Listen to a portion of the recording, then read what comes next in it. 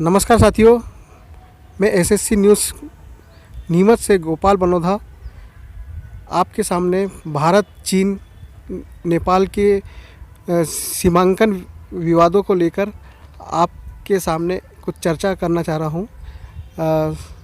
Sir, आप मुझे बताइए कि भारत, चीन और नेपाल के पुराने विवादों के अलावा भी कुछ नए विवाद भी उत्पन्न हो रहे हैं क्या? हाँ, ऐसा है कि जो संयुक्त राष्ट्र संघ जो है भारत को हमेशा गुमराह करता रहा। संयुक्त राष्ट्र संघ ने सदियों पुरानी जो हमारी सिल्क रूट है उसको बदलने की कोशिश की और साथ ही साथ जहाँ सामंजस्य बनाए रखा हुआ था उसको उन्होंने और गहराया कर दिया। पूर्व से ही हमारे तीनों राष्ट्रों के बीच में सीमा विवाद है और सीमा विवाद का भी जो प्रश्न है वो बहुत जटिल है कि किस राष्ट्र ने किसकी ज़मीन हड़पी और किस राष्ट्र ने किसको ज़मीन सौंपी। आज हमारे यहाँ लोकसभा राज्यसभा में बहुत ही चर्चा हो रही है, लेकिन चर्चाओं का कोई दौर स्पष्ट नहीं हो रहा है और उसका निर्णय नहीं हो पा रहा है।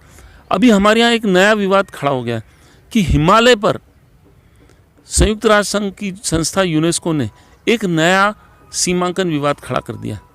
उसका एकमात्र कारण ये है कि यूनेस्को ने हमारा जो सनातनी कैलाश मानसरोवर है उसके रास्ते को नए रूट में परिवर्तित कर डाला और ये भविष्य में ये जो नया रास्ता जो हुआ है वो लोकसभा में छुपाया गया और देश को छुपाकर इस पे समझौता किया गया और भारत की संविधान की धारा 252 उसका खुल्लम उल्लंघन किया गया।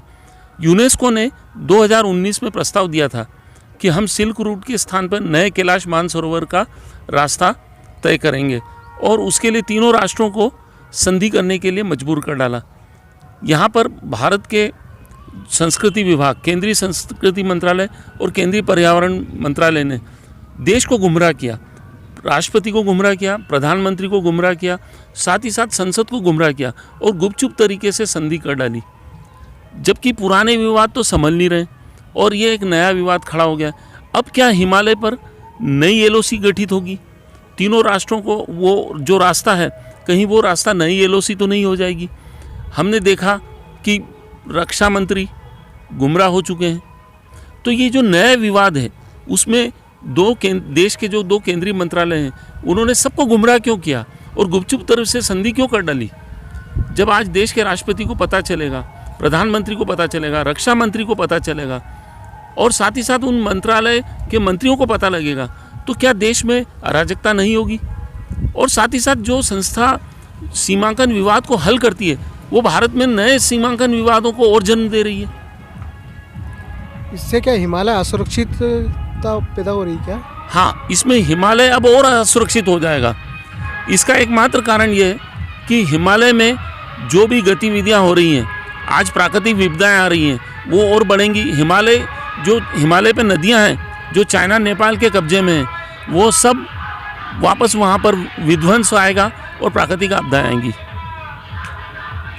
आपका नाम बताएं।